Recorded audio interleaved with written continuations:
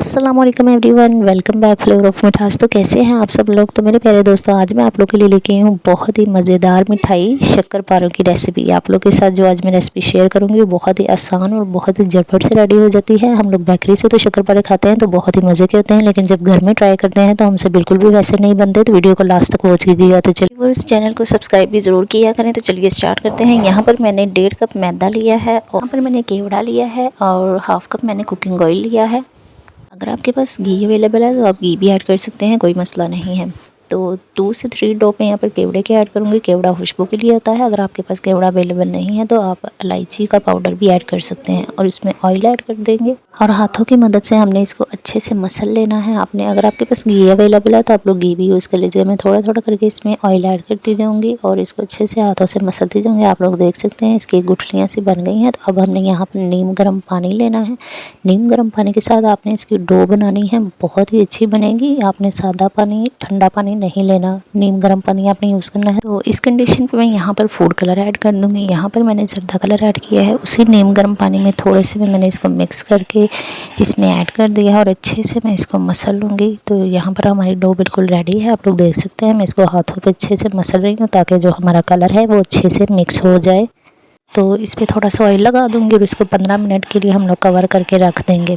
तो जी यहाँ पर अब हमारे 15 मिनट हो चुके हैं। अच्छे से हमारी डो बनकर रेडी हो चुकी है। आप लोग देख सकते हैं इस तरह की आपकी डो होनी चाहिए, ठीक है। तो यहाँ पर अब हम इसको इस तरह से हाथों पर ये शेप देंगे। आप लोग अच्छे तरीके से देखिएगा, ये देखें। और मैं इसके छोटे छोटे पीस कर लूँगी। आप लोग चाहे तो बॉल बना लें, चाहे तो वैसे ही तोड़ तोड़ के रखते जाएं। इनकी कोई शेप नहीं होती। हम लोग मार्केट से भी ख़रीदते हैं तो आप लोगों ने देखा होगा इनकी कोई शेप नहीं होती। तो मैं इस तरह से करके सारे रेडी कर लूँगी। आप लोग के पास जो भी कलर अवेलेबल है, जर्दा कलर अवेलेबल नहीं है तो आप लोग रेड कलर भी यूज़ कर सकते हैं। जो कलर आप लोग को अच्छा लगता है आप लोग वो कलर यूज़ करिए, कलर डजेंट मैटर। तो यहाँ पर मैं जो सारे हैं वो अच्छे से इस तरह से बॉल्स बना के रख लूँगी। साथ ही साथ व्यूवर्स मैं आपसे रिक्वेस्ट करूँगी कि चैनल को लाइक एंड सब्सक्राइब ज़रूर किया करें, इससे हमारी हौसला अफजाई होती है। तो देखिए यहाँ पर मैंने तमाम बॉल्स बनाकर शक्कर के लिए रेडी कर ली हैं। इस तरीके से आप लोगों ने इसको रेडी कर लेना है। या उसके बाद हमने एक पैन में 1 कप कुकिंग ऑयल का लिया है और इसको अच्छे से हीटअप होने के बाद अब मैं 1 बाय 1 करके तमाम शक्कर को इस ऑयल में ऐड कर दूंगी। ऑयल गर्म होने के बाद आपने इसमें ऐड करना है और आपने इसको हाई फ्लेम पर कुक नहीं करना, मीडियम टू लो फ्लेम पे कुक करना है। अब मैं इनकी साइड चेंज कर दूंगी। देखिए कितना ही खूबसूरत सा कलर इनका आना स्टार्ट हो गया है। आपने इनको golden colour, dark golden colour नहीं, लाइट गोल्डन कलर आपने इनको देना है। तो अब देखिए मैं इनकी दूसरी साइड भी चेंज कर रही हूँ। दूसरी साइड से भी ये कुक हो चुके हैं। ये इस तरह का कलर आपका होना चाहिए। आपने इनको जला नहीं देना, मीडियम फ्लेम पे आपने इनको कुक करना है और इस तरह का गोल्डन कलर आपने निकाला है। मैं 1 बाय 1 करके इन सबको पलट लूँगी। तो देखिए हमारे जो शक्करपारे हैं वो यहाँ पर कुक हो चुके हैं। अच्छे से हमने उनको फ्राई कर लिया है और अब हम इनको बाहर निकाल लेंगे। और अगर आपको वीडियो पसंद आ रही है तो वीडियो को लाइक ज़रूर करें। ये दूसरी तरफ अब हम अपनी चाशनी रेडी कर लेते हैं। तो यहाँ पर मैंने चाश बनाने के लिए 1 कप शुगर का लिया है और इसमें मैंने 1 कप ही वाटर का ऐड करना है।